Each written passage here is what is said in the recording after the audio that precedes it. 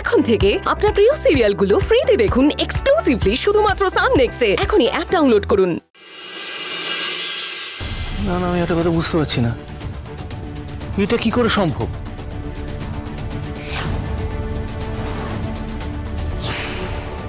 আচ্ছা, এটা তোমরা সত্যি দিদুনের ঘর থেকে পেয়েছো? হ্যাঁ, আমরা এক্ষুনি বোতলটা আনলাম। আগে তো আমরা তোমাদের সবার ঘরে খুঁজছিলাম, কিন্তু কোথাও কাচের বোতল পাচ্ছিলাম না, তাই শেষে দিদুন ঘরে গেলাম। তারপর ওখানে গিয়ে দেখলাম খাটের কোণায় বোতল রাখা, সেখান থেকেই এটা নিয়ে এলাম। সেখানে অবশ্য আরো অনেকগুলো বোতল আছে, কিন্তু এটাই সব থেকে সুন্দর, তাই এটা এনেছি। এইটার ওপর ড্রয়িং করে ফুলদানি বানালে দারুণ লাগবে, তাই না বলো দিদি ভাই? তোমরা এটা কেন ধরেছো? তোমাদের এতবার করে একটা কথা বারণ করা হলো, সেটা তোমরা শুনলে না। বারণ করা হলো তো যে এত রাতে বোতল খুঁজতে হবে না, যাও ঘুমো। সেই একটা কথা শুনলে না তোমরা, এত অবাধ্য হয়েছো। তুমি রাগ করছো কেন বন্ধু? আমরা তো ড্রয়িং করেই ঘুমিয়ে পড়তাম। তোমাদের ডিস্টার্ব হবে বলেই তো আমি এই বোতলটা খুঁজে আনলাম। আর এই বোতলটা দিয়ে কি বিচ্ছিরি গন্ধ বেরোচ্ছিল, আর তাই জন্যই তো বোতলটা ধুতে আনলাম। আমরা কি ভুল করেছি বলো তো? তুমি এইভাবে বকছো কেন বলো তো আমাদের? আবার মুখে মুখে কথা। তোমাদের শ্রেয়া আর ছোটন দুজনেই বাচ্চা, ওদের কোনটা ঠিক কোনটা ভুল সেই জ্ঞান নেই। Please try to understand. ওদের বকাবকি করে কি হবে? ওদের কোনো দোষ নেই।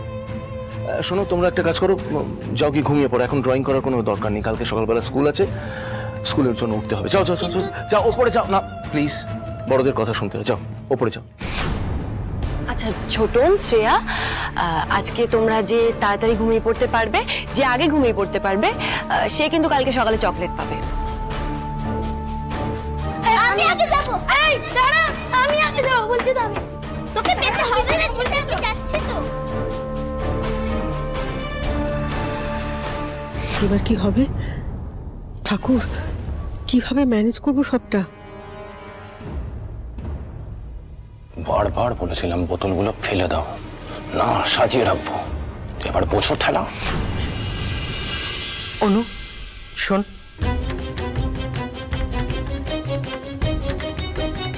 আমি তো এখানে এসে শুনলাম যে তুই আর আর্য মালবিকার ঘরে থাকিস, তাই তো? তাহলে সেখানে মদের বোতল এলো কি করে? সেটাই তো আমি বুঝতে পারছি না যে কোথা থেকে এলো। ছি ছি ছি ছি ছি, আমি যদি একবার জানতাম যে ওই রকম একটা জিনিস ওই ঘরে আছে, আমি তো থাকতামই না, পাওয়া দিতাম না।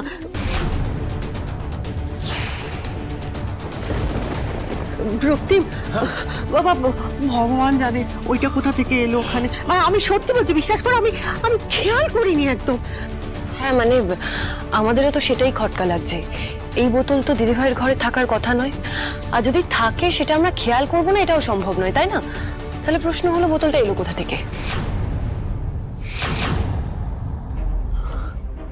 ও তরু, আমি কি বলি বলতো, এর কি উত্তর দেব? হ্যাঁ, আমি সত্যি জানি না, মানে এটা তোরা এমন করে। বলছি মা, আমি তো বুঝতে পারছি না একটা কথা, মানে এই বোতল তো বনির ঘরে থাকার কথা নয় মা। ওই বোতলটা কোথা থেকে এলো এখানে, আমি তো সেটাই বুঝতে পারছি না। হে ভগবান, মাসিমণি এইভাবে নিজের পায়ে নিজে কুড়োলটা মারলো। একদিকে ওনার এই ছেলে আর আরেকদিকে নিচে নেশা ছাড়া দুজনে একদিনও থাকতে পারে না। অনু তো জীবনে কোনোদিন মদ ছয়নি, কিন্তু ওর বোন নিরুর আবার মদ ছাড়া চলতো না। এ নিয়ে অনু কম কথা শোনাতো না বোনকে। তবে কি সমু আর আমার সন্দেহটাই ঠিক? নিরুপমা অনুর ছদ্মবে সেই বাড়িতে এসেছে। তোরা সবাই আমার দিকে এরকম সন্দেহ নিয়ে প্রশ্ন নিয়ে তাকিয়ে আছিস কেন বাবা? বিশ্বাস কর, আমি জানি না, আমি সত্যিই জানি না ওটা কিভাবে এলো। দেখ দেখ তোর, ওদের বাবা চলে যাওয়ার পর থেকে আমি তো ঠাকুর দেবতা পুজো আচ্ছা নিয়েই থাকি, তাই না? সাদা শাড়ি পরি, নিরামিষ খাই, যে মানুষটা আজ পর্যন্ত চলে না, ওসব চাইপাশ। ছি ছি ছি ছি ছি, এই অসম্ভব ব্যাপার। কিন্তু মা, তাহলে ছোটন কেন বললো যে তোমার ঘরে এরকম আরো অনেক বোতল রয়েছে? না, বাচ্চা কাচ্চা তো ভুল করতেই পারে মা। বলছি আমি নিজে গিয়ে বরং ওর দেখে আসি, কি বলে না? ওপরে কি দেখে আসছে? আমি থাকুন না, তোমার কথা বলে দেখে আসছি।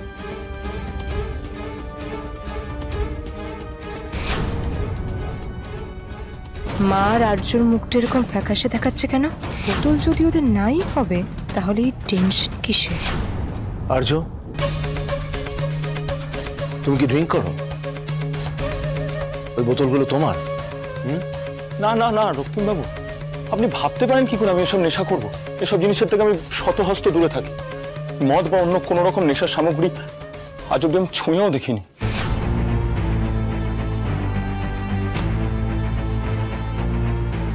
আরে বাবা, বোতলগুলো তো উড়ে উড়ে ওখানে পৌঁছে যায়নি, বা হাত পাও গজায়নি যে হেঁটে হেঁটে ঘরে ঢুকে যাবে। নিশ্চয়ই কেউ রেখেছে, তাই পাওয়া গেছে। আচ্ছা দাদা, তুই তো ড্রিঙ্ক করিস, তুই আমার বোতলগুলো? এখন করি না, করতাম, সেটা এখন অতীত। ডালিকে আমি কথা দিয়েছিলাম যে আর ড্রিঙ্ক করবো না, তারপরেও একবার ভুল করেছি, কিন্তু এখন আর সেই ভুল রিপিট করি না। আমি ড্রিঙ্ক করি না। হ্যাঁ হ্যাঁ, এখন খাস না, কিন্তু আগে তো খেতিস, হয়তো সেই বটলগুলোই বাই চান্স। এ তুমি কি বোকার মতো কথা বলছো মালবিকা? রক্তিম ড্রিঙ্কস করে বোতলগুলো মায়ের ঘরে রেখে আসবে কেন? তো আবার এতগুলো বোতল। আর একটা আছে, 1 মিনিট ধর, 1 মিনিট ধর, আর একটা আছে, এই পকেটে করে নিয়ে এসেছি। ধরি ধরো। মা মা মা বলছিলাম যে এই এই একটা বোতল নয় তুমি দেখতে পাওনি, কিন্তু ঘরের মধ্যে এই এতগুলো বোতল ছিল, তুমি দেখতে পাওনি? হ্যাঁ মানে এটা তো সম্ভব নয় না, এতগুলো বোতল আপনার ঘরে ছিল, নিশ্চয়ই আপনার নজরে পড়েছে, তাহলে তখন আমাদের সবাইকে বলেননি কেন? এক্স্যাক্টলি।